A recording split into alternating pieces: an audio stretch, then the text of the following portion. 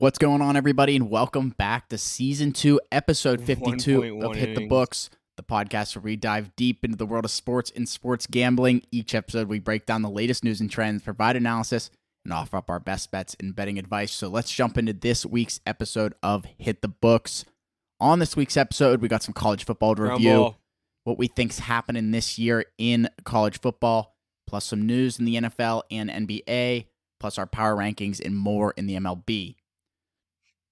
Not to forget, we have some good stuff coming up in the next few weeks, as this is our last episode of Season 2. Next week, August 30th, is NFL Week 0 episode and the start of Season 3 here at Hit the Books. September 6th is our NFL Week 1 episode. We're super excited to jump in and do our live stream there, our NFL picks and preview. Let's move into this week's episode and introduce my co-hosts that join me each and every week, Hufface and Mackie. Huff, you want to get us going? What's up, buddy? Yeah, what's going on, everyone? Happy to be back. Another week closer to the football season. It's week 0 in the college football world. We're just under 2 weeks away from the NFL season next Thursday. Or 2 weeks away, right? Yeah, I'm right on that. 2 weeks away from the NFL season. So college football will get us. Yeah, college football will hold me over until then, but football's officially back, and I can't wait for it. Let's go, Mackie. Let's keep it rolling. How you doing this week, buddy? Yeah, like Huff said, football's finally back. I've been talking about it all summer, and can finally stop watching all these MLB games. But other than that, it's been pretty good. Awesome. Super good stuff. Ace, back. You're back after a 2-week hiatus. What do you got for us, buddy? Nice to see you again. Yeah, hyped to be back. 2 weeks off in the summer, but I was out there doing some work stuff and then playing some hockey. Tough loss, can't complain, but what are you going to do? Happy to be back talking some sports. Got the NFL right around the corner, so that's hype, and baseball's heating up. My Red Sox falling out of that wild card race a little bit, but hoping they can get back in. Got some good stuff on the docket today as well, so ready to go. Let's do it. Let's start off this week's episode with a top 3 segment. We're going to do top 3 Gatorade flavors. I'm pretty excited about this one. I'm going to go first. My number 3 is Riptide Rush, the fruity one that kind of tastes like grape. I think that's a fun one. Real cool. I like the color too. Number 2 is, this was a tough one for me because I really like this one. Like, this is honestly my Is this all time? Is this all time? We jumped right into this. Is this all time Gatorade flavors? Yeah. I think so. Like ones that you can't get them anymore. I went colors, dude. I didn't think that much into it. Why? Huff's gonna do the. I know what he's gonna do. All right. Yeah. That's fine. I'd say so. Okay, go. All right. Number 2. This was a tough one for me. I mean, I thought that, or this is the one that if I go into a gas station, like I'm probably grabbing this. But Frost Glacier Cherry. I love that white one. Tastes like cherry. Oh, it's so good. And number 1, Cool Blue. You can't go wrong with the dark blue. I love the dark blue. When I was a kid, I used to love the Frost blue, but I'm a dark blue guy now. That's crazy. That's a solid list. Yeah, Glacier I was gonna say you threw me for a spin there. I thought you were going with the light blue, and you just said cherry. I was like, not for me. I like the light blue one. Cherry is it. I'll get right into mine. It's hard for me to put them in any order, but these are probably the 3 that I get on a main basis. There's that variety pack where you get the red, orange, and yellow ones. That's usually my go-to because I like all 3 of those. But out of my top 3, I'm gonna put the yellow at number 3. The classic lemon lime. That's always a staple. That's probably my favorite non of the like crazy ones. Number 2, I'm gonna go with the light blue one, the Glacier Freeze, whatever the hell it's called. And number 1, I'm gonna go with the old school, the Fierce grape Gatorade. I think it was that's what it was called, right? Gatorade Fierce, I want to say it was. I don't remember exactly what it was. That's why I was trying to ask if we were doing like all time. Yep, yeah, Gatorade Fierce. It is Fierce Grape. Grape Thirst. That was what it was called. Fierce Grape, that dark purple is really good. Yeah, it was the best one of all time. That was electric.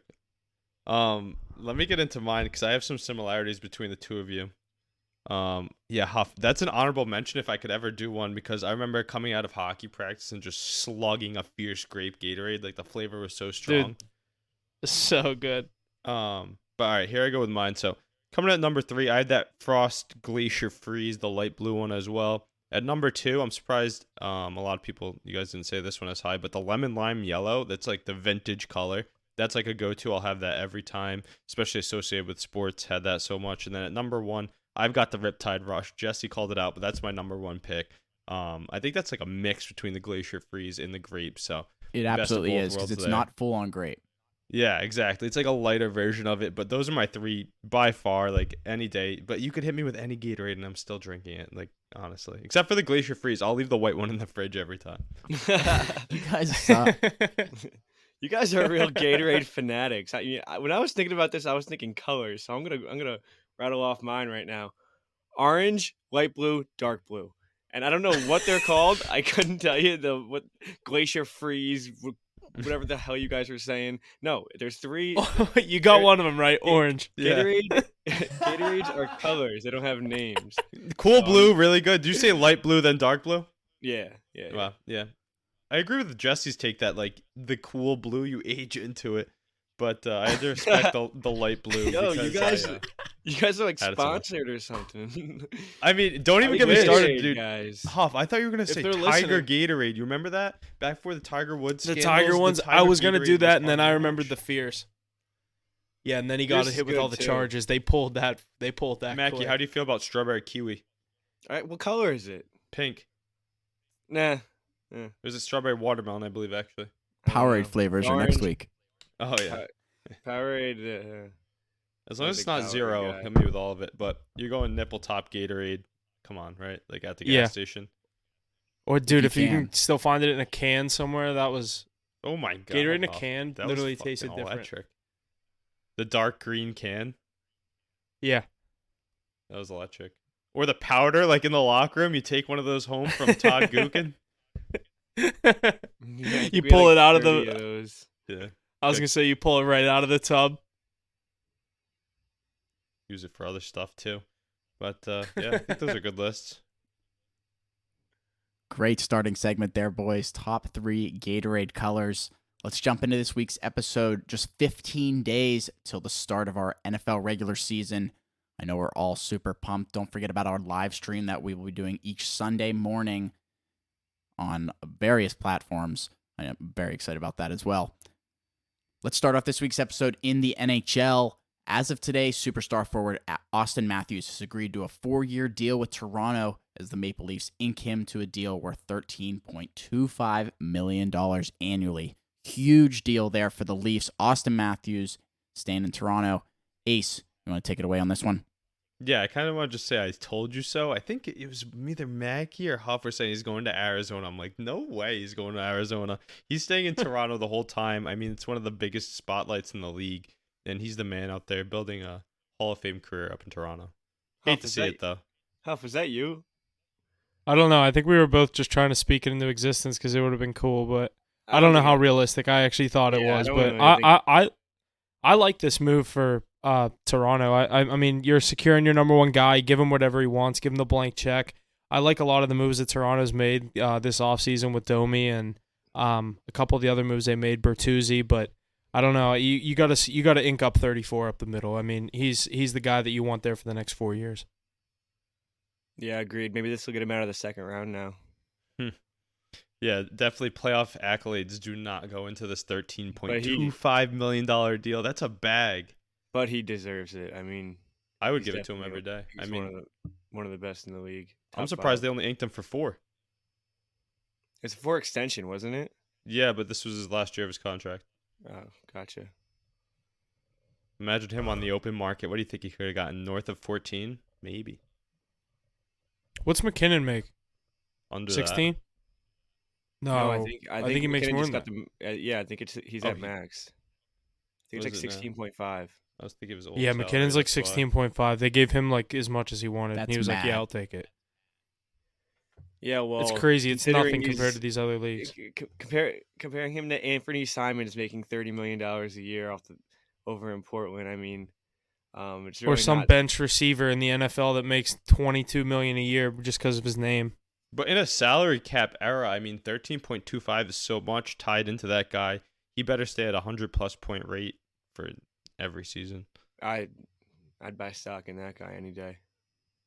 Yeah, I think they. I mean, you couldn't let him walk if you're Toronto. Put it this way: he's not the reason they haven't gotten out of the second round. I just need the NHL to allow the players to play in the Olympics so I can cheer for Austin Matthews on Team USA.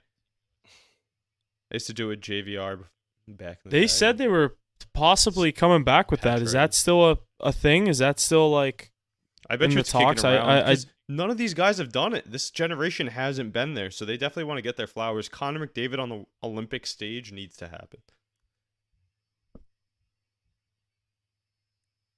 Yeah, that'd be cool. When's the next Winter Olympics? Is it 2024? Maybe, I don't know. Is it? I think it might be. I think the deal 2026. Oh, 2026. All right, so the deal is still on the table. It's not. Yeah, Hasn't been I'm confirmed. reading here that they're optimistic, but no deal is set for if the NHL players will appear. But you know what they say, Gary Bettman. Because wasn't it Marchand? Wasn't it Marchand that said something about he wanted to let the player? They should let the players go. Yeah, I mean everybody says that. Look at, dude. You remember when we were watching? No, but like he was like tweeting or like said in like an interview or something, like he was like very vocal about that. He thinks it's bullshit that the NHL doesn't let the players go.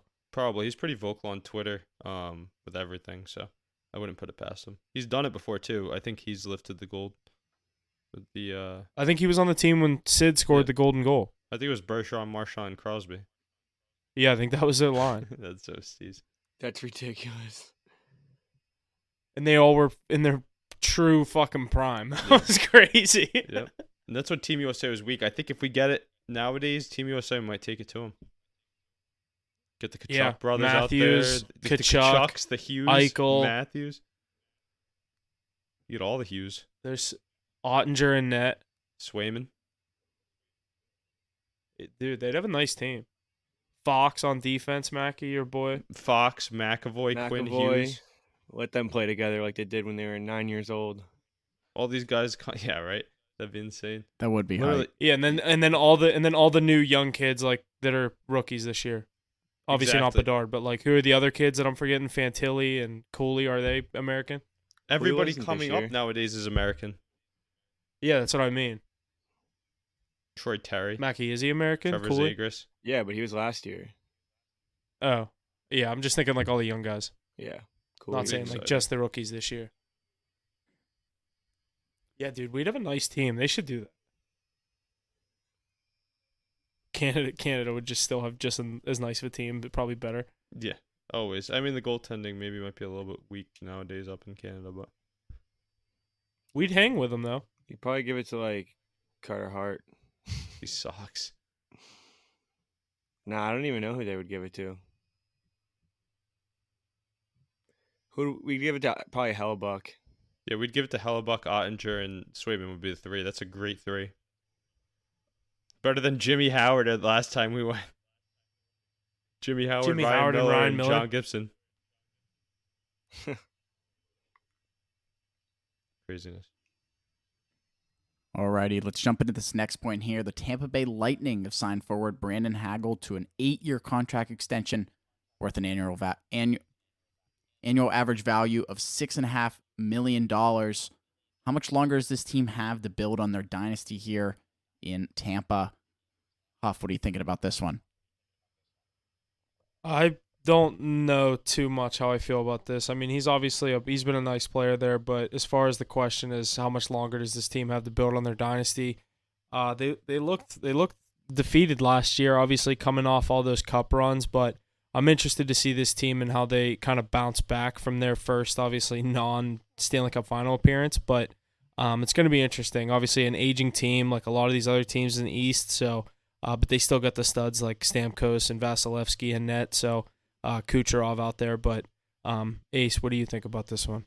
Yeah, I'm not surprised at all that Hagel got extended here. They got to keep what they have together. And that dynasty question is pretty easy to me. I think every year they're going to be in contention. Coming off the cup hangover, like you said, they're loaded up front. They have Stammer, they have Kucherov, Point, they have Hagel now, they have other guys like Cirelli down the lineup with some youth around them. And then on defense, you still have Hedman and Sergachev and then the best goalie in the world.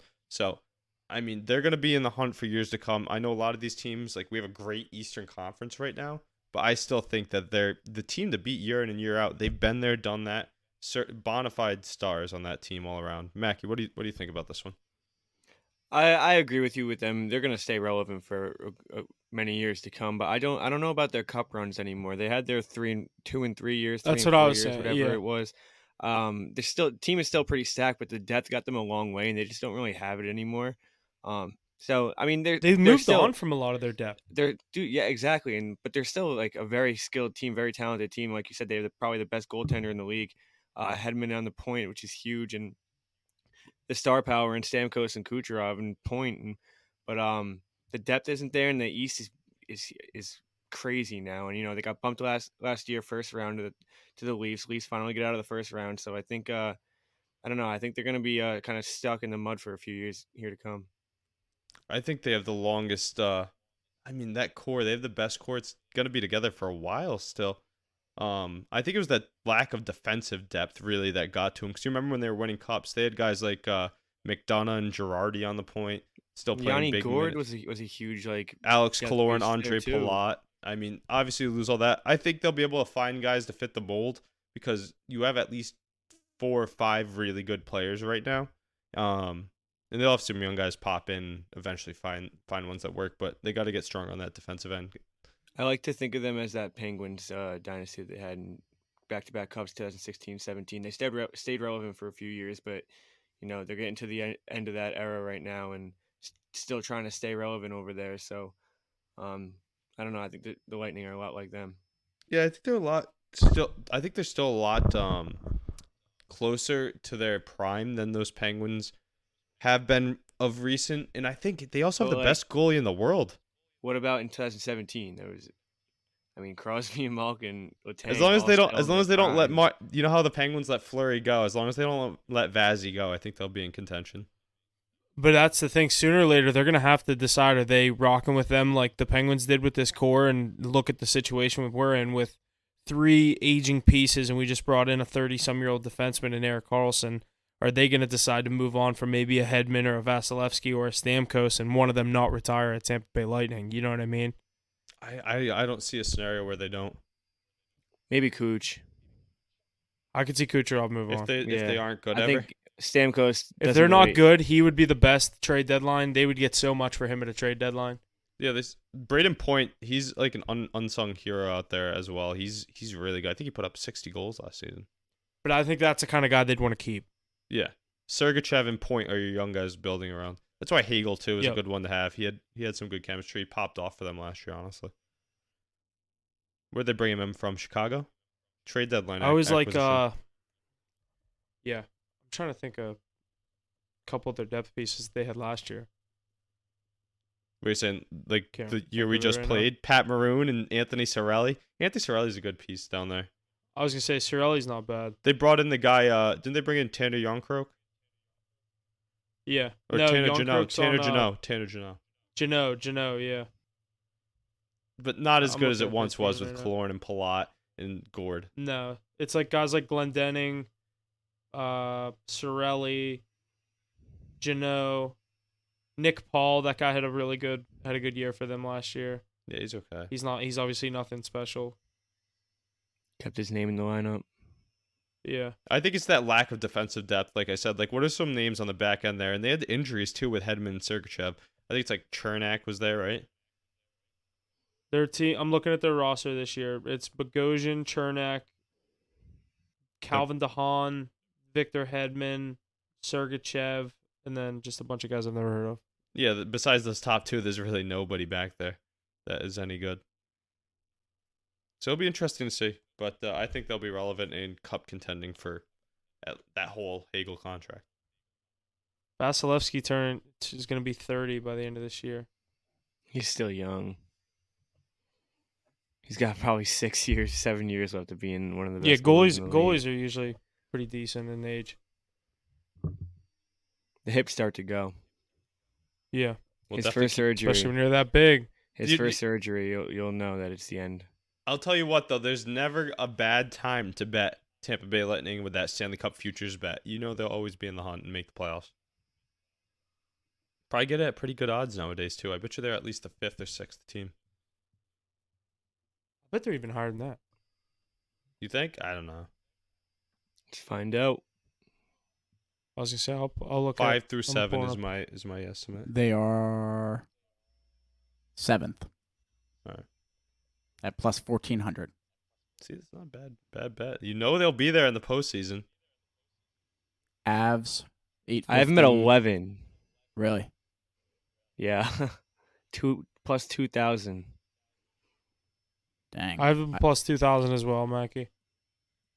Canes 800, Leafs 900, Devils 900, Avs 1,000, Oilers 1,000, Knights 1,200, Rangers 1,300, Stars 1,400, Panthers 1,600, Bruins 1,600, and then Lightning at plus 2,000. See, I have Yeah, I have Mackie, Pens you on and Rangers DraftKings? at 2,000. See, I'll Gotta tell go you book shopping for futures. Yeah, I want to for put sure. I want to put this I have Pens onto at the record 28 to though. 1. I would not take the Vegas Golden Knights to go back to back. I think they No, got theirs. no. They're not going to No win way. again for a while. I don't I think they'll agree. go back to back, but I mean that they have a They'll good be core. competing, but they won't win it. No, I don't think they ever will be. I think they've overachieved by what they've done these past few years. Kudos to them, but I think that they're going to run up their luck soon enough. As a young West gets better too. Let's get into some football. Yeah, let's do it. Let's shift our focus over to the NFL. The first one I got here, the Indianapolis Colts have given running back Jonathan Taylor permission to seek a trade. Curious to hear what team you could see targeting this young running back going into this season.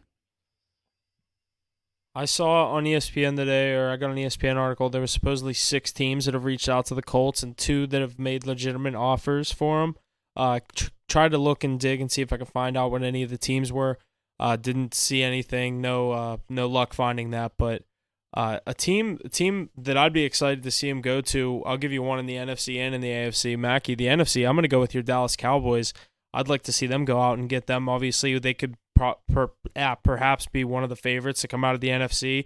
I know running backs haven't been too valued heavily lately in this offseason, but I think if Jonathan Taylor goes down there and steps into that already pretty elite offense, takes some pressure off of Dak in the passing game, I like that fit in Dallas. And then the other one, I like him to go to Buffalo and step in there as well. They've never had a really true number one running back. And go get a guy like Jonathan Taylor, same thing. Helps out Josh Allen in the run game and the pass game. So those are just 2 teams I'd like to see Jonathan Taylor go to. Ace, what are you thinking? I'm thinking this new mute button's harder to figure out, but I'll get to it one day. Yeah, no, but with Jonathan Taylor, I mean, I think it's pretty crazy that he's requesting a trade now. Honestly, my personal take is that he ends up staying in Indianapolis and they work this out. They'll probably end up giving him the most money out of anybody, and I don't see any trade package being good enough to entice them away from him, especially in a weak division. I know the Jaguars are on the come up, and the Titans and the Texans are looking to get stronger, but it's really wide open in my opinion. But I think that a good team for him to end up with would be the Miami Dolphins. Why not? I mean, they just got Dalvin Cook to the Jets. They just got Ezekiel Elliott to the Patriots. And imagine if the Dolphins, with all the star power that they have, they could work out a way to bring him in and join that arms race of elite or former elite running backs in the AFC East.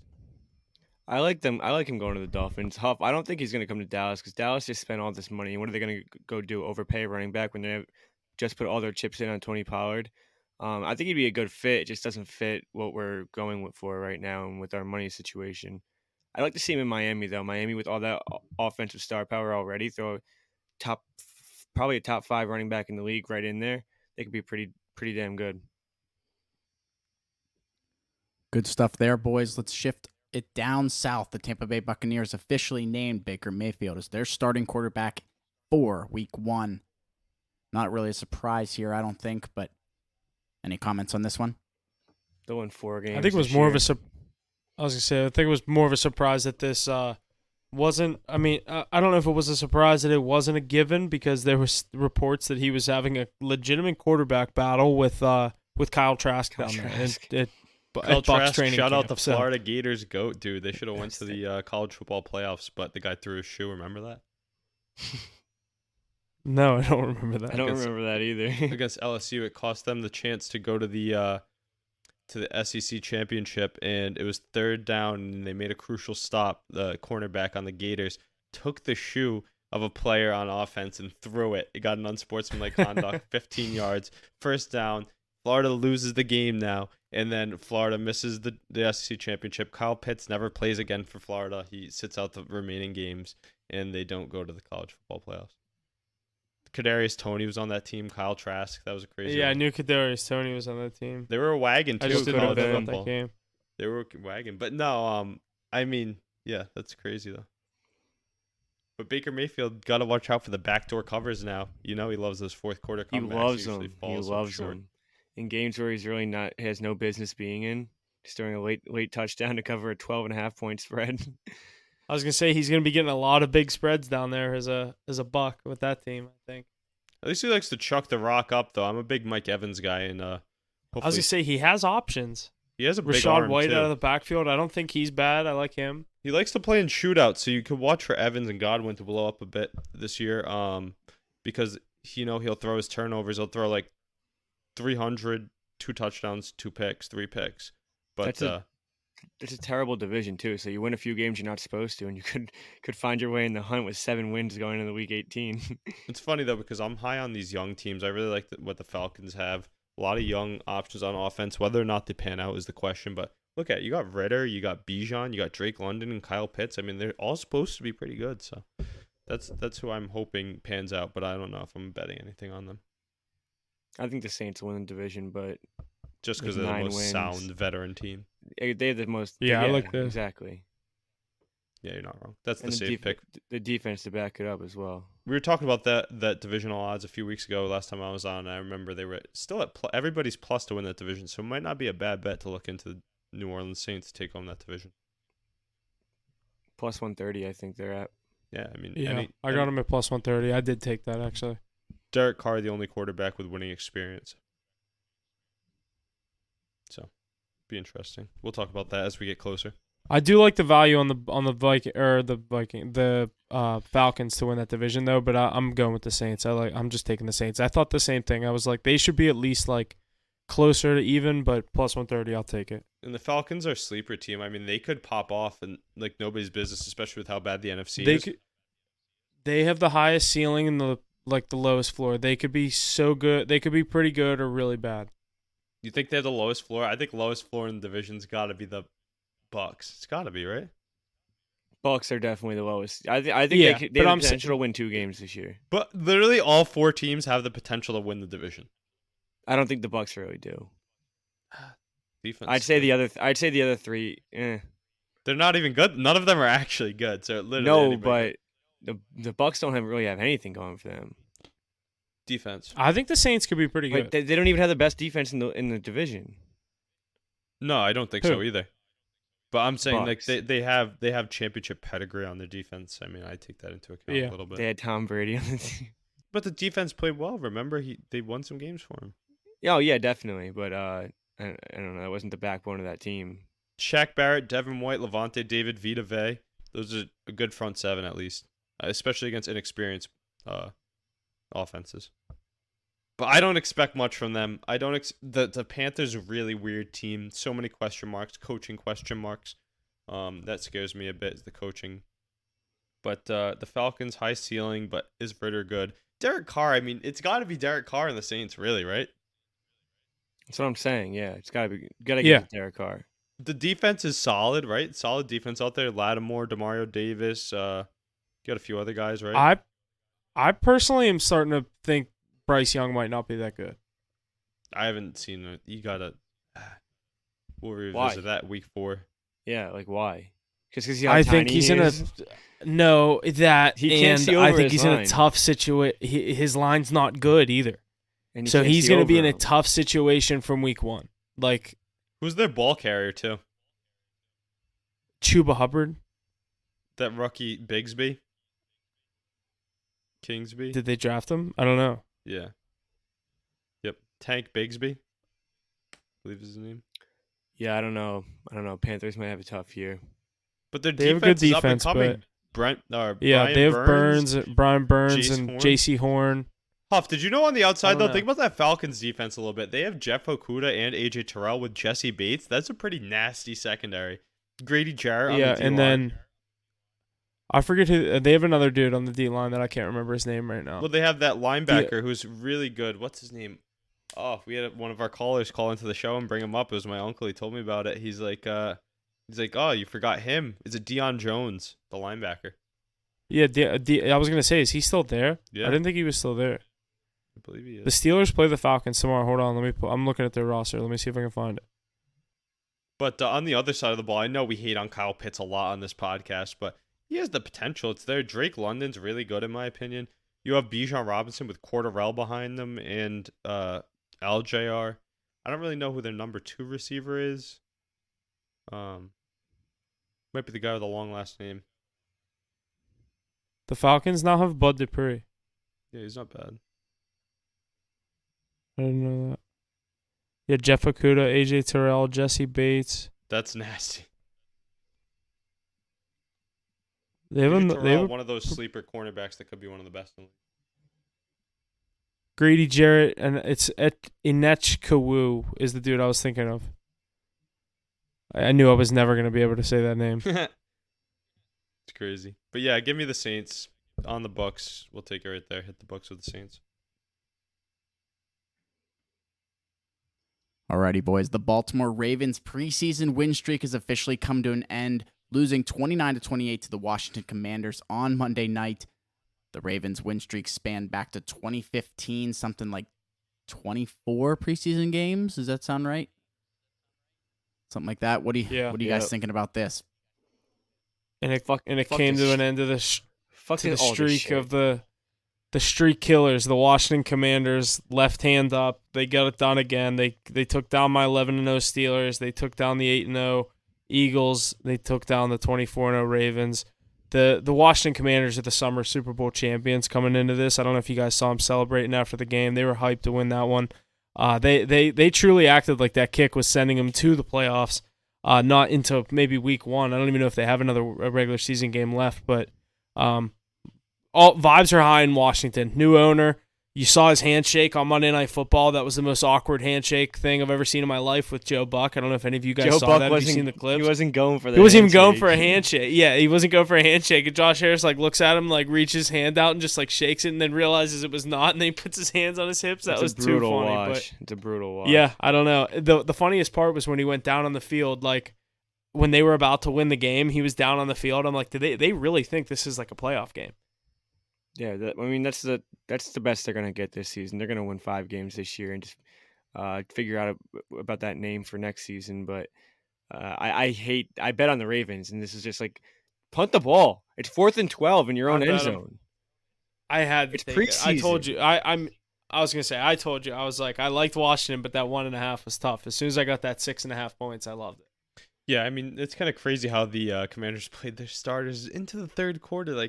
You're just risking I did say they were going to do that, though. I did say they were going to do that. I said they're the only team that's been playing their starters through halftime. Yeah, that's nuts. Josh Johnson held his own, though. That's kind of crazy. Tough loss, though. I mean, I was on it as well, Mackie, but you had to ride the streak. I got enough juice out of it, though, where it worked out, I guess.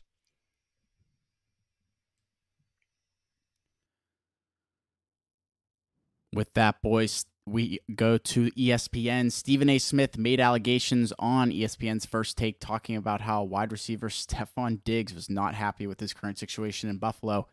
Diggs quickly took to Twitter to put those rumors to sleep, saying that he is Bills Mafia through and through. What are you guys thinking about Stephen this A. Smith's just catching shots all over the place really on social media between this and the Lonzo Ball thing. Yeah, and then did you see what Stephen A. Smith said this morning back to Lonzo?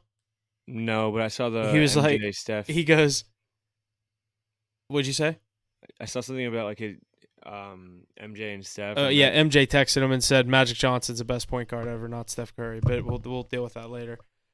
So Stephen A. Smith said, I have a screw in my knee, and you guys see me running around this studio. That doesn't mean I can go out there and play basketball. And they're like, he goes, standing up and down from a chair, sitting by the pool does not mean you can play an NBA game. He goes, if you are healthy, let me see you running up and down a court or whatever. And I mean, I kind of agree with him. Like Lonzo's saying he's healthy. It's like, no, he's yeah, dude, not. you're He's just literally- standing up. He's just saying that Stephen A. said he cannot stand up out of a chair, and he showed that he clearly could do it. I mean, he didn't say he can go play in an NBA game. Well, that's I mean, I don't know. I just think it's a funny story because Stephen A's catching shots from everything, and then the Stephon Diggs stuff. Everyone's kind of saying, "Let me hear your sources," but then he said the same thing back to Stephon Diggs this morning too. I saw it was like, all I'm saying is he said he expressed feelings to people close to him, and it got to me. And like, you know how Stephen A delivers it like a total asshole. He's like, "It's not my fault, but this is just how it is." It's like, I mean, I don't think it was. Go ahead.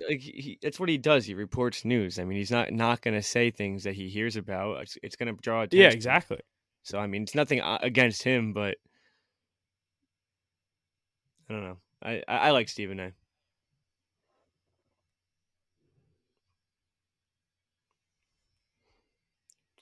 Good stuff, boys. The Titans, Will Levis has this is such a weird one. Will Levis has signed a lifetime deal with Hellman's Mayonnaise after being a big mayo and coffee drinker. I read that he doesn't actually do this, but he has publicly done it as a joke multiple times and sips the coffee without cringing. Just like takes the mayonnaise and just like the squirt bottle, squirts it in this coffee and drinks it. That's just whack.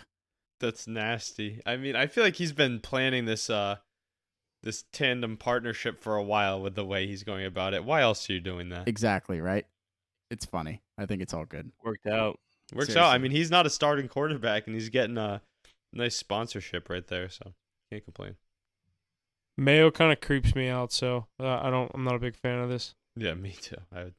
Not a you big know something? fan. It's one of those things that you get on now that I'm older, if I get on a sandwich, I still eat it. I'm like, it's actually not that bad, but I never go out of my way to order. I will never go out of my way to use it. I like mayo. Yep. Mayo like mayo. on a ham and cheese. Yeah, that sounds disgusting. Yeah.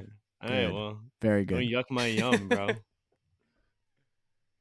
The mayo. All right. Yeah, I'm Homemade mayo. definitely more of a mustard guy.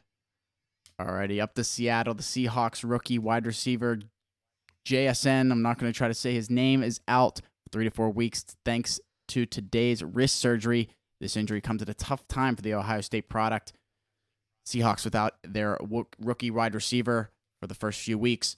What are you guys thinking about this? Tough time. I was of the year excited for to this see happen. him I was excited to see him and Metcalf start the season out and see what they kind of could do with Geno Smith coming to this year, this Seattle team that no one had expectations for last year. And this year, I mean, I'm hearing people pick them to win the division, so I'm very excited to see how they start out. But yeah, I think it's a tough blow. Obviously, I was excited to see him up there with Geno, but Ace, go ahead. Yeah, we were talking about this yesterday when it happened. We were saying now this really opens the door for Tyler Lockett to regain the spotlight that he always shines in. However, I think this is just a tough spot for Jackson Smith and Jigba. I really hate to see this for a young guy because now you got to wonder, is this something that's going to linger all year? He's missing the vital weeks of practice right before the season starts, learning the playbook, etching on his role as the number 2 or even number 1 pass catcher if he's their slot guy. But yeah, hopefully this is something you can overcome pretty quickly. Yeah, terrible way to start your career in your rookie season, but he's athletic and he's young enough to come back from this. Guy out of Ohio State, he knows how to win. So I think he'll come back stronger. I just hope it's not a nagging injury, especially the way Geno Smith plays football. He would have been a great asset for the Seahawks to have. But that team is always dealing with so many injuries to the young guys. Remember Kenneth Walker III last year, his rookie season dealing with injuries too. I mean, maybe it's just that Seattle air. Hand injury for a receiver, though. You hate to see it. Wrist injury, I should say. Alrighty, let's get into our positional power ranking in the NFL. This week, we're excited to talk about our top 5 head coaches coming into this season. Who wants to get us rolling on this one? I can get us started here if we want to. I know mine. There's a lot of honorable mentions I wish I could throw in there. I know I was talking to my brother before this. He's like, got to throw John Harbaugh in there. I'm like, no, I'm not, but he's a good coach. So my top 5, I'll start off with one honorable mention. I'll give it to my guy Mike Vrabel. I think he's on the come up right there. He's got a tough team around him, but he still continues to find success. But getting into mine here, number 5, Doug Peterson, down in Jacksonville. Already has a championship to his name, and look at what he's done with Trevor Lawrence in just 1 year. I think he's just going to continue to grow on his career. At number 4, the only guy on my list without a Super Bowl title, but he's been there a few times, is Kyle Shanahan, one of the younger coaches in the league. I love the coaching tree that he has coming off of him and just the way he calls the game, an offensive mastermind. And look at what he's doing with that star-studded offense out in San Francisco. There's a reason they went and got him from Atlanta. Coming at number 3, much to the Yinzers' surprise, I have Mike Tomlin on the list. Got to give a shout out to the Pittsburgh guy. Love the way that he coaches his team, a true players coach. Kind of like Pete Carroll, but in a different way, if you know what I'm saying. But I'll take him every time. Guy's never had a losing record, I don't think. How can you name that anything else? Guys love playing for him. They always speak about it. And also he has a championship, so you really can't hate on that. At number 2, people might have him at 1 right now because of recency bias, but Andy Reid, I know that he has Patrick Mahomes, but he's in the Super Bowl year in and year out. He's going to be for a while. And he has a great coaching tree as well. Been in the league forever, been doing it forever. So give that guy a cheeseburger and he'll get you a ring. He's my number 2. And at number 1, I got to have the GOAT, Bill Belichick. Don't even need to say anything else. Best coach of all time. Pretty long, but that's my list there. I don't know what you guys think about that or have to say about yours. I'll go next. Yeah, that's a good list. Yeah, I'll slide in here next. So I have a pretty similar list. I have an honorable mention, and I'm going to slide in here to Mike Vrabel. I wanted to put him in here, but the one that I ended up putting it for was who I kind of was forgetting and ended up having to throw him in there with the Super Bowl in the recent couple years. So number 5, I do have Kyle Shanahan in there. A lot of people are going to have him, could have him higher. I see why. What he's done with the 49ers offense over the past couple of years. What he does with what he has to work with. We've seen what he did with Purdy last year and what he's done with all the different guys in San Francisco. So Kyle Shanahan, number 5. Number 4, I do have Sean McVay. That's the one I was talking about, the Super Bowl championship with the LA Rams. We're one of the young coaches that does have the ring already. So I'm going to go with Sean McVay at number 4. My guy Mike T at number 3. Belichick 2, Andy Reid 1. I do have Andy Reid at number 1 for the consistent fact that he did it with the Eagles, he did it with the Chiefs, and now he's all the NFC championships, all the AFC championships. He's just consistently there every year. So recency bias, I do have to put Andy Reid there for the top 5 coaches coming into this season. Huff, we have very similar lists. I'm gonna go with as an honorable mention, McDaniel down in Miami. I mean, he's young, but he's kind of in the same boat as Kyle Shanahan, just haven't really proved it as much. And he's going to be there for a while, I think. So I just want to shout him out a little right there before he can get in my top 5. But number 5, I'm going to go Sean McVay. Like you said, recent Super Bowl right there kind of puts him in my top 5. Young guy really knows what he's doing with that team. Number 4, I'm going Kyle Shanahan. In my opinion, this guy is probably the top 2 smartest people in NFL history. He knows the game better than pretty much anyone, and he still has a lot more years under him as well. Number 3, I'm going to go Mike Tomlin as well. It just proves year in and year out that he can't have a losing record. He's got a few Super Bowls over there as well. I think he has more than one, but he just has the one. Okay, well, he can prove that he can win, and he's never had a losing record, so there's that. 2 AFC championships. He won one. We beat the Cardinals. He lost to the Packers. Right. Number 2, I'm gonna go Bill Belichick. Gotta give the recency bias to Andy Reid in number 1, but yeah, two goats right there, Andy Reid and Bill Belichick. Mackie, we literally have the same list. I just gave McVay the edge with the ring. Yeah, exactly. That's why I said I was like, it's basically the same as mine. Mine's very, very similar. 5, Kyle Shanahan. 4, Sean McDermott. 3, Mike Tomlin. 2, Billy Belichick. And 1, Andy Reid. Just got to give credit where credit's due to those top 2. Can't go wrong. Bill Belichick's great.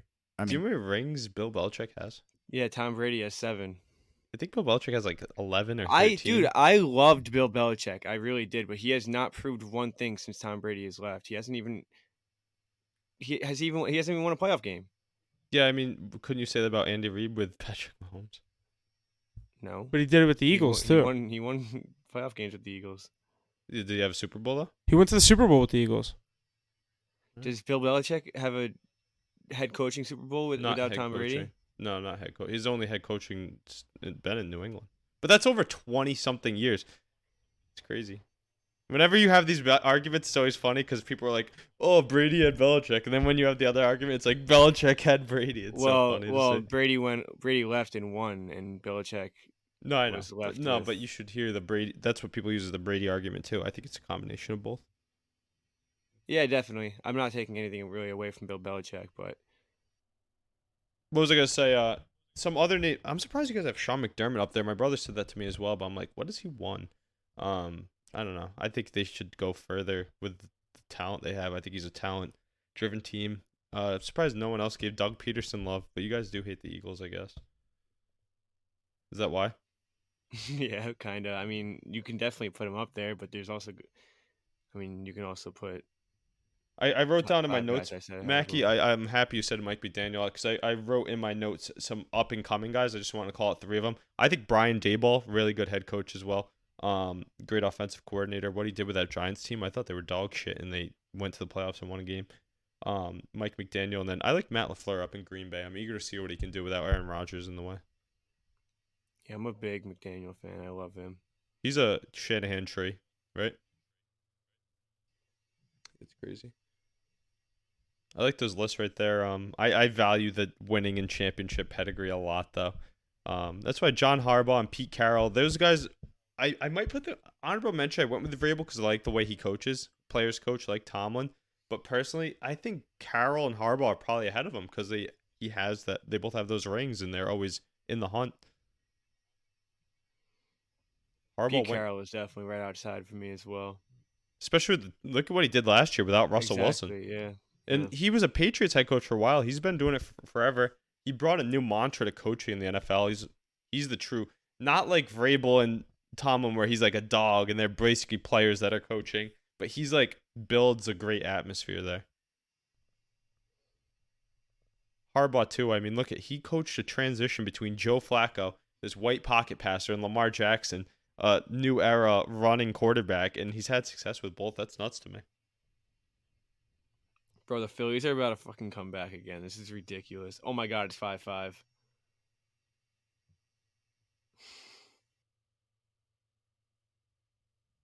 Bryce Harper right here. Yeah, I'm watching it. Bryce Harper's so good. Bang. Alrighty, boys. Good stuff. Next week, we'll wrap up this segment with our top 5 teams heading into the 2023 NFL season. We're just 15 days away from kickoff on Thursday. Real excited.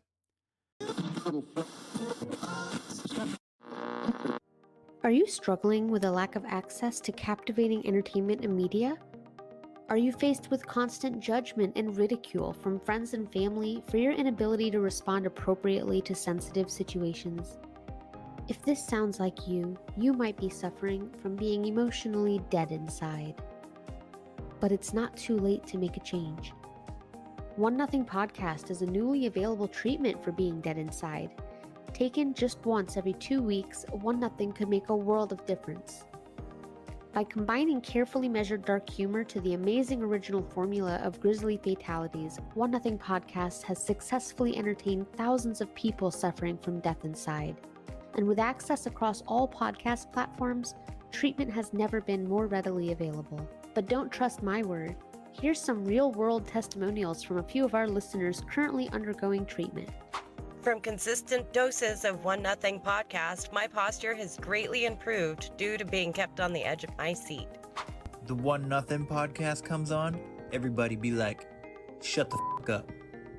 I'll be quiet, but when the episode's over, I'll be talking again. Oh my gosh, buddy. I used to be on so many medications for blood pressure, and then I listened to One Nothing Podcast's episode on Kitty Genovese, moved into an apartment on my own, and haven't needed it since. That one really got my blood pumping. You know, listening to One Nothing Podcast, I'm not constipated anymore. I'm just full of shit. So what's stopping you from great entertainment? One Nothing Podcast is not intended for all audiences. Listeners under 18 years of age should obtain permission from your parent or guardian before downloading. Tell your therapist if you're predisposed to whining, complaining, rating podcast poorly, being overall combative, or being easily offended, as One Nothing Podcast might not be right for you. So stop letting great content pass you by. Talk to your therapist today to see if One Nothing Podcast is right for you. Let's jump over to the NBA. The NBA is fining James Harden $100,000 for the comments he made last week at his basketball camp in China in regards to Daryl Morey and the Philadelphia 76ers. Does anybody have what he said? I said it last week. It was like right. He'll never play for a team run by him or whatever. That we stuff, were talking about it last week, but they just announced that he got fined for it. So tough scene. Still probably, I don't think it's a big deal for him, but he throws $100,000 at those strip clubs. I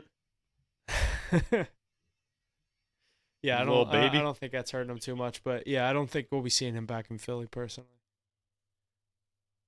I don't know. It's gonna be interesting because they have the power over him. Like I said, if he doesn't play this year, they can hold him from becoming a free agent or something. I heard on with something. It's in the new NBA CBA. So a little tough situation over there for Harden and Philly. I found out why he was mad too. Daryl Morey said if you opt in your player option, then he'll be traded immediately. And then he opted in, and they said you're not leaving. Get played. Alrighty, that's all we got here in the NBA this week. Let's jump over to the MLB. Start us off. I got our power rankings for this week of August 21st, 2023. At number 5, the Tampa Bay Rays. Number 4, the Texas Rangers. Number 3, the Baltimore Orioles. Number 2, the Los Angeles Dodgers. And number 1, the Atlanta Braves. Dodgers in it too. Yeah, very similar to our last week's list. Dodgers moving up from the 3rd spot. Orioles moving down to that 3rd spot. What are you guys thinking? Pretty good rankings this week as we get closer to the NFL and other seasons. It's crazy how consistent the Atlanta Braves are, huh? Best team in the league. Lineup doesn't have a weak spot, so it doesn't surprise me how consistent they can be. Especially, what about Mackey? You really wanted those M's to get in after they had a hot week. The M's, Rangers, and Astros all could be in there within one game of each other. I think a half a game even. It's crazy. Yeah, it's why you kind of got to give it to the division leader at the moment. But I mean, by this time next week, I think we'll see either the Astros or the Mariners in that one spot. The Rangers are playing some bad baseball right now, and I definitely don't see them in our top 5 for next week's power rankings. It's crazy too. Aren't the Twins really securing that AL Central? Yeah, but they're still only like 6 games. They're 3 games over. Yeah, there's no way they're really cracking it. Do we try and think from a Twins perspective? What's their recipe for success if they get to the postseason? Get healthy and then get really good starts from Joe Ryan, Ober, and Sonny Gray. Yeah, I mean their bullpen needs to carry a lot of workload because they really don't have the depth in the pitching. I guess you can say those 3 guys can get the job done, but they're definitely all sitting at sub 3.5 ERAs, nothing crazy. But this team just needs to hit a run at the right time to pull like what the Phillies did last year, even though the Phillies are even a better team than this Twins team is. But I mean, you need guys like Carlos Correa, who you're paying all this money to step up. Guys playing terrible baseball all season. You need these Byron guys, Buxton to get off the injured list. Yeah, exactly. You need that him back and stuff. You just need these names to step up a little. They're going to find their way into the playoffs in such a weak division, but it matters what they can do with it. Yeah, it'll be interesting to watch play out. But I know we have some more points to go over some of these top teams with not much movement in the power rankings this week.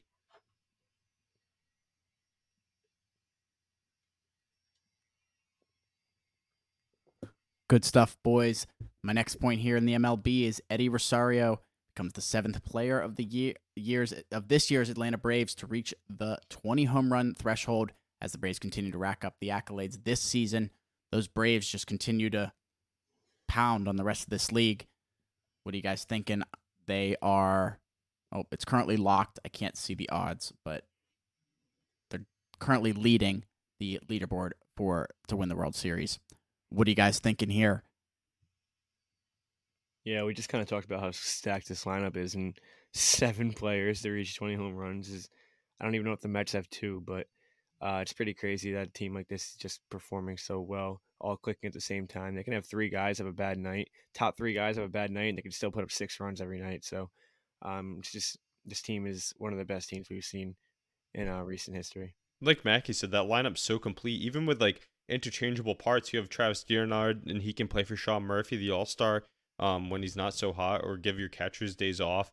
I know the pitching, they're digging deep into the system to get some young arms with some injuries, but that hitting, there's constant pressure throughout the lineup, night in and night out. That's why you're seeing so many guys with 20-plus home runs, because every time you're up to pitch, you're a guy that just came out of the pen. You got 2 guys on in scoring position with no outs, because you have names like, how many All-Stars they have this year? 7, something like that.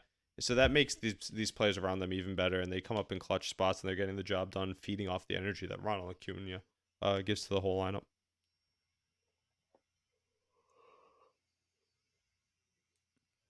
Like we keep saying, that Braves team is at the top of our power rankings each and every week. They're there for a reason. Next one here, Elly De La Cruz has 10 homers and 20 steals through 64 games this season, the quickest ever to reach that mark. Sitting just a half a game out, can the young Reds team get to the postseason? Curious to hear what you guys think. Yes. I don't think they get in. Who do you think edges them out? I think the Phillies and the Cubs will definitely be in. I kind of think the Giants, but they're just playing terrible baseball right now. The Reds, halfway through the season, even at the All-Star break, I think they maybe had a chance, but I mean, their true colors are showing. De La Cruz is still having a pretty good season. He just doesn't have enough quality at bats. These guys they're big names that just aren't having enough quality at bats, and over a span of time, it's just not going to work out for a team like that. The NL race it's tight, but it's kind of weak. All these teams are like 3 games over 500. They don't really need to be winning every night to still have a chance. So I'm not going to count them out just yet, but I think a few of these teams could definitely squeak out in front of them.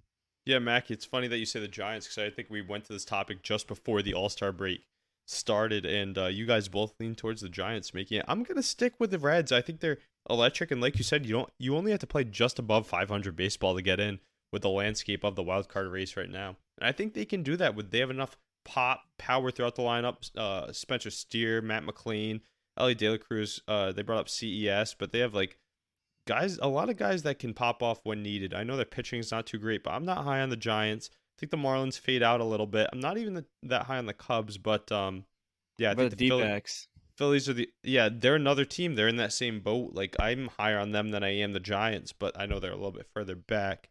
Not anymore. They're ahead. They're in the wild card spot right now. They're 8-2 in their last 10, so they're playing some good baseball. Remember when we were talking about them earlier in the year? I think they might have already went through that low stretch. Hopefully they don't hit another, and they'll find themselves there.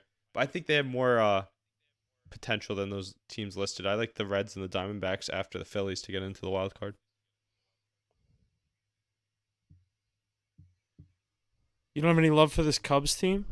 No, not too much. I just think they have the best. I think they have the best roster up and down out of these like bubble teams right here. They're the most veteran of them. The Cubs. Yeah, I like the Cubs to get in. I think the Cubs. I think the Cubs will sneak in. They have the best pitching out of all of them, I'd say too. You think? Diamondbacks are carried by Zach Gallen, so maybe you could say them with their backups. But Steele has like the lowest ERA in the league, and then you have like, Italian stinks. Yeah, Assad, he's okay. I don't think Stroman's healthy right now. Stroman's done for the year. Is he? I think so. He's been out for deep too. But you're riding the coattails of Steele right now. He's got like a sub-2 ERA, so it'd be nice if they get to a 1-game playoff and they can roll him out though. Yeah, he's second highest ERA or second lowest ERA in the league behind Blake Snell. He's out indefinitely.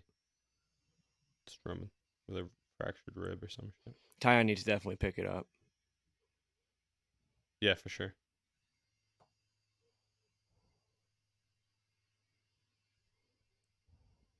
Good stuff, boys. Another point here in the MLB. Julio Rodriguez becomes the second player in MLB history with 4 consecutive 4-hit games. Very impressive feat there. You guys got any comment on that one? Yeah, guy's pretty good. Yeah, he had another chance to he had another pretty big moment today to hit a grand slam, I think, or bases loaded, or I think he had runners on the corner. I can't remember, and I think he struck out. So he just grounded. Yeah, it up that to the stretch. pitcher. Is that what it was? Yeah, I did. Yes. I wasn't really watching. I just saw him up the bat, and then I turned away because it was during when I was working. But, and then what was the stretch? Was this during the stretch whenever I was seeing the graphic that he was literally outproducing the Yankees for like a 4-game stretch? He was doing way more than that. He was batting like 776. Yeah, you know what I mean? Did you see the graphic? It was like More in the last same 4 hits. It games, was like Julio 17 hits in their Yeah, last you 4 know which games. one I'm talking Yankees about. had Yeah. 17 hits or something like that. Yeah, it was crazy. I was Yankees- like, damn. Yeah, I guess this guy's pretty good. Yankees are just terrible, man. Mariners, Mackie, you're on that Mariners train. They're coming back. I'm high on them, dude. They have a good roster. They just strike out too much, and they're figuring it out. I think these Astros are catching their stride though. Yeah, and at the end of the day, if you're gonna go neck and neck with 2 teams playing their best, you're gonna give it to the Astros. That's why I just have to hope the Astros kind of fall off a bit.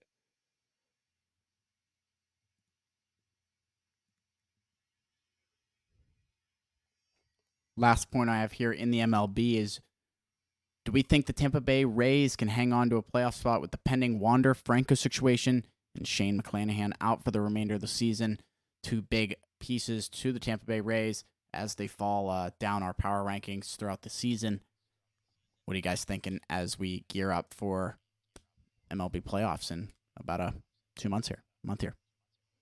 I'm looking at their schedule right now. I mean, yeah, they have to play Ace. They got to play your Red Sox, and outside of their division, they don't have too many matchups that really scare me too much. So I don't know, Mackie. What do you think? Is Tampa Bay going to hold on here? I'm looking at their schedule right now. Just to end the month of August, they have obviously the Rockies tonight. They're winning. Rockies tomorrow. Then they get 3 with the Yankees. Then they go to Miami, and then Cleveland, Boston. Then they get Seattle, Minnesota. Like, none of those teams other than really Boston and Seattle kind of scare me too much. Yeah, I don't think that they'll fall out of that spot. They have 5 games on who's right behind them. The Astros they have 4 games on the Astros, 5 on the Mariners, who are sitting in that last spot right now.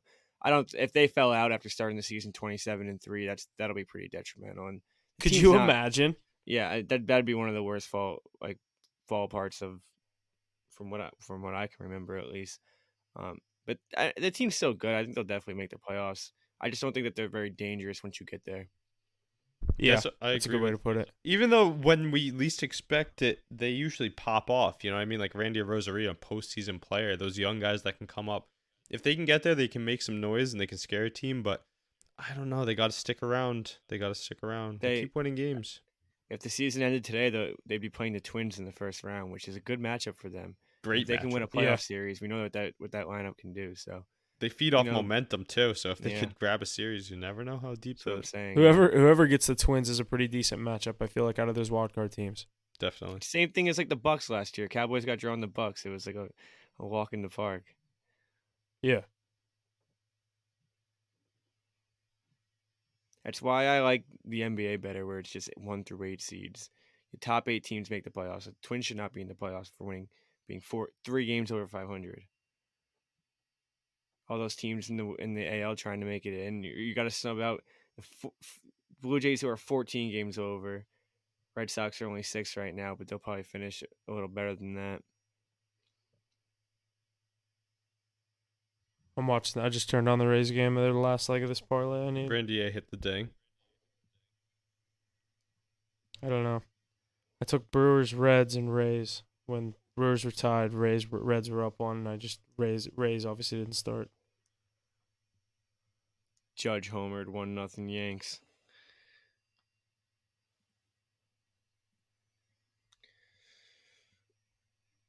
One second here. All right. Damn, and just like that, you can get the Nationals at plus 220 instead of 120. Alrighty, let's start off our college football chat with some conference winners. Let's go through like the big 5 here. So, why don't we start with the ACC? We got Clemson coming in as the favorite at plus 145. Florida State right behind them at plus 150. Louisville at plus 1,000. And North Carolina plus 1,000. North Carolina State plus 2,000. So pretty big spread there. Clemson, Florida State at the top of the ACC. What are your guys' comments on that one? Yeah, so obviously coming into those odds, you have the two pretty much favorites, pretty even odds at 145 and 150, what I'm looking at with Clemson and Florida State. Florida State has pretty good expectations coming into this year, and Clemson obviously lost a lot, both in the draft and as well as in the transfer portal. A lot of guys on their way out from both the ACC and just Clemson as well. So Clemson, they lost guys like Ugalele, I think is how you say his name, at quarterback, going to Oregon State. So I like Florida State. I would like to see a little bit of a higher number. I was pretty surprised to see it this close. Haven't really looked at these numbers in a couple of weeks, but to see them at plus 150, I feel like people are going to be just kind of taking Clemson for the name. But I like that value you get on Florida State with the experience and the young guys that they're getting in the transfer portal this year. So I'll go with Florida State to win the ACC. I don't know the last time they've done it, so that could be a little bit of a kind of a, I don't know, not necessarily a bold statement with those odds, but I don't know necessarily the last time Florida State won the ACC because it has been Clemson primarily run the past couple of years. Jameis. I feel like they might have done it snuck one in there another time, but yeah, you're probably right. That was probably the last time. What was that, 2012 or 2014? He was with Mariota. Some value on 14, North Carolina, though, there. I'm telling you, Drake May is going to be fucking really good. They just don't have that good of a team. If he could carry them, North Carolina at 10-1 is a decent value pick to win this ACC. Alrighty, that's good stuff in the ACC. Let's jump over to the Big Ten, my home conference here. Let's start off Ohio State leading the board at plus 170. Michigan right behind them at plus 175. My Penn State Nittany Lions at plus 550. Wisconsin behind them at plus 750. And Iowa to round out the top five at plus 1,200. So Ohio State and Michigan neck and neck there, plus 170, plus 175 respectively. What do you guys think's happened in the Big Ten this year? Mac, you're an Ohio State guy. You like the Buckeyes this year? I don't know, dude. I don't know because obviously with Stroud leaving, you never want to trust a quarterback coming in on his first year. But I like Penn State this year, dude. I think they have a really good chance. They have good odds. I mean, if they were sitting at 175 like Michigan and Ohio State was, I probably wouldn't say it. But with the value, I think they're right there with Michigan and Ohio State. The uncertainties in Ohio State this year, obviously they're going to be a top 5 team still. But, a new quarterback doesn't always mean a winning team like they're supposed to be, like a number 3 team in the country. They could drop a game or two here and there, and it'll pull them out of the hunt. So I don't like the value on the plus 150 or the value on the plus 175 for Michigan. But I do like the value on Penn State with, what do you say, plus 500?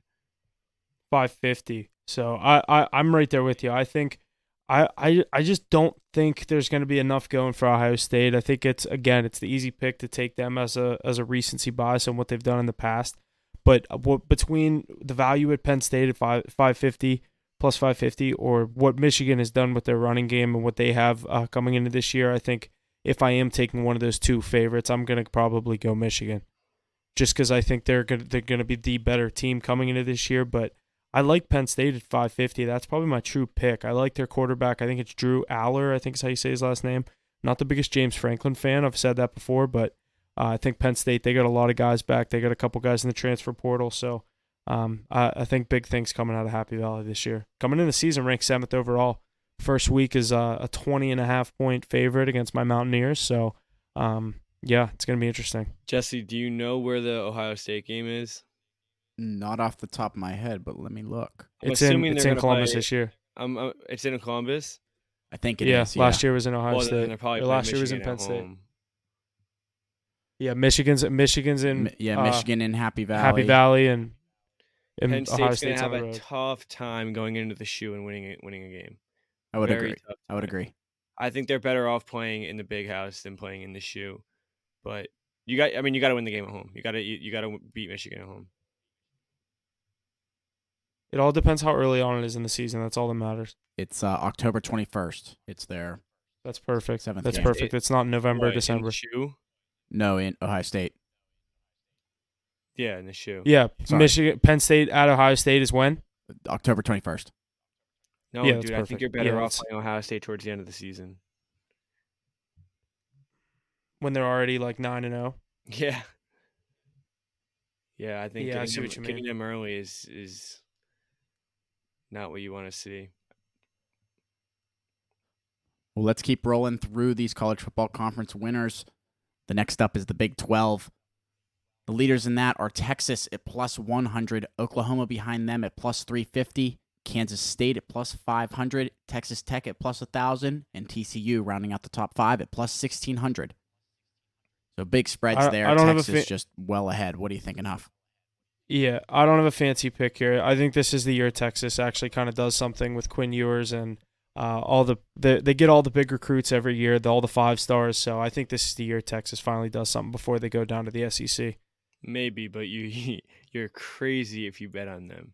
At plus 100. No, I wouldn't take that plus 100. No, but I'm telling you, I wouldn't take any of these other teams at that price personally. I don't love Kansas State at 500. Oklahoma's not going to be that great for 350 odds. And, I mean, if anything, I'd try to reach on like a Texas Tech at 10-1. TCU at 1,600. That's a good Maybe reach. At WVU at plus 15,000. Yeah, that plus 15,000 to win 3 games. No, I think Texas will find a way to blow it. I don't think Cincinnati first year in the Big 12. What'd you say? I said Cincinnati first year in the Big 12 plus 10,000. First year in the Big 12. No, Texas will probably. Oh yeah, win I didn't it, even think about find that. A way to blow it too. Alrighty, next league up is the Pac-12. USC leading that board at plus 195. Oregon behind them at plus 310.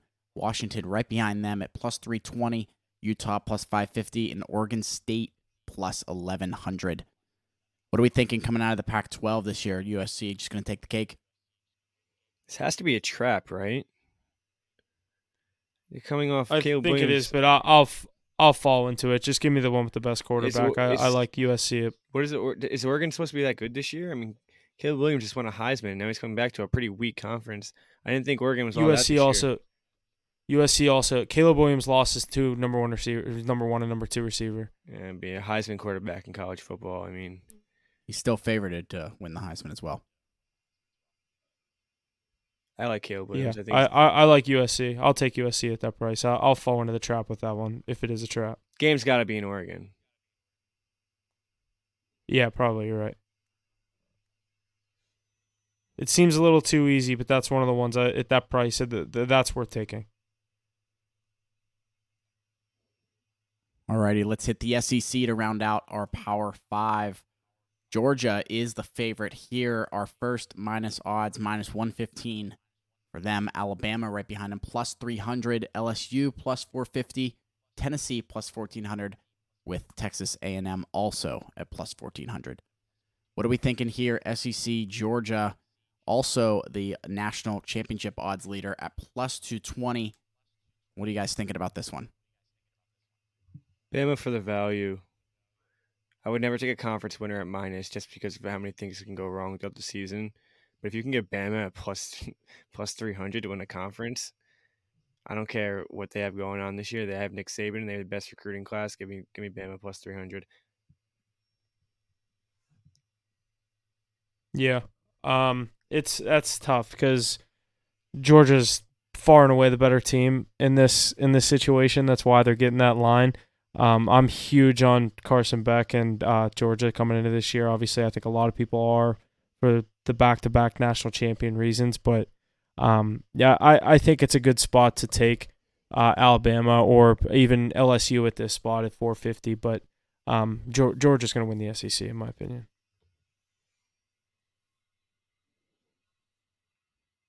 Alrighty, why don't we jump right into the national championship odds here. Top 5 are as followed. Georgia plus 220, Alabama plus 600, Ohio State plus 700, Michigan plus 850, LSU plus 1,200, USC plus 1,500, and Clemson plus 1,800. I went a little past the top 5 there just to give us a little more outlook.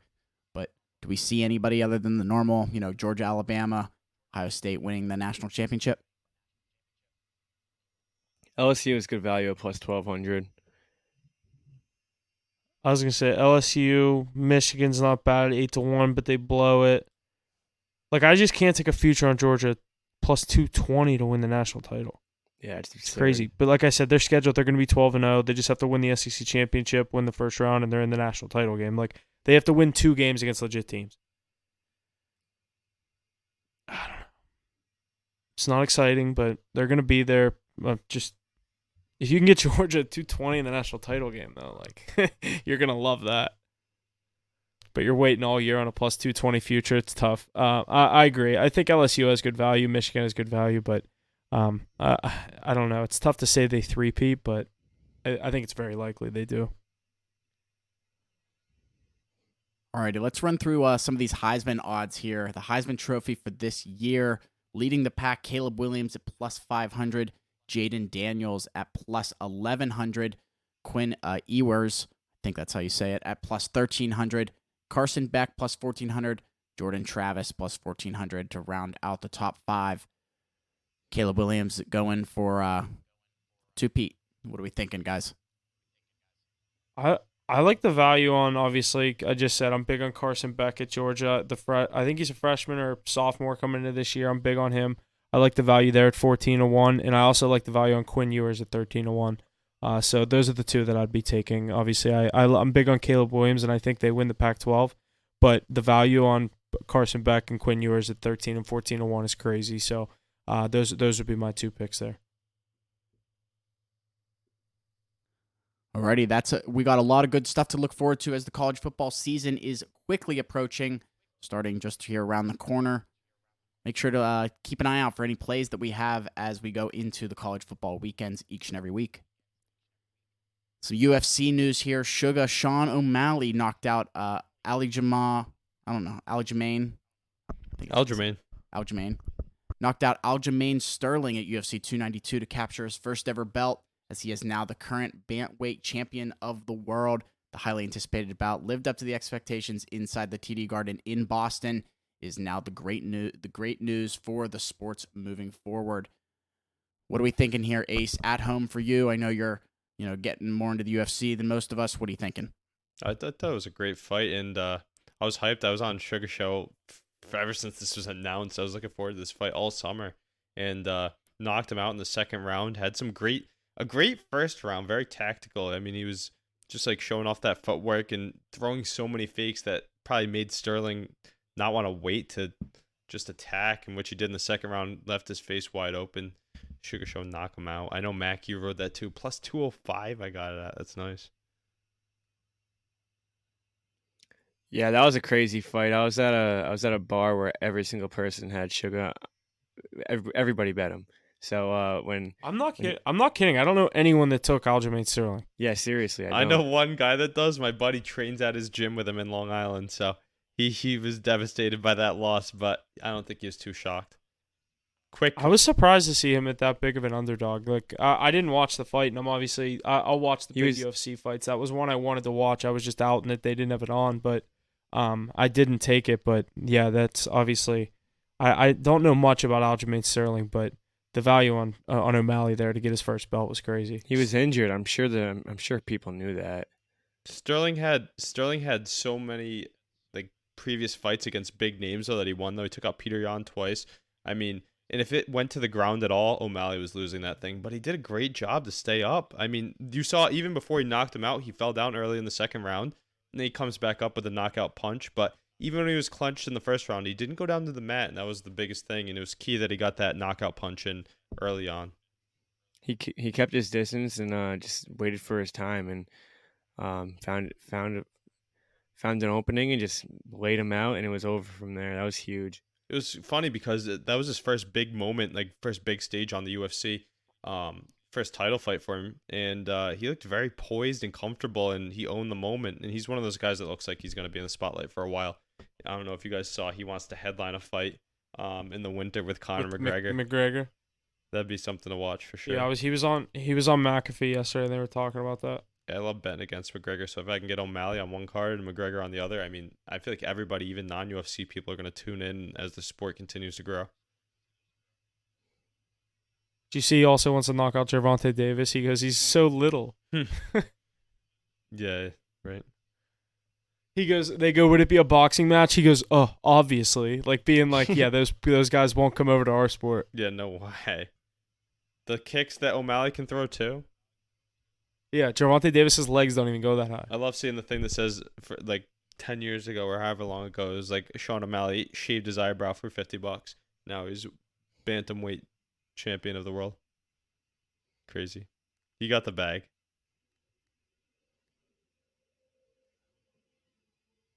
Alrighty, we got one more point here in the soccer world because we're just a huge soccer podcast.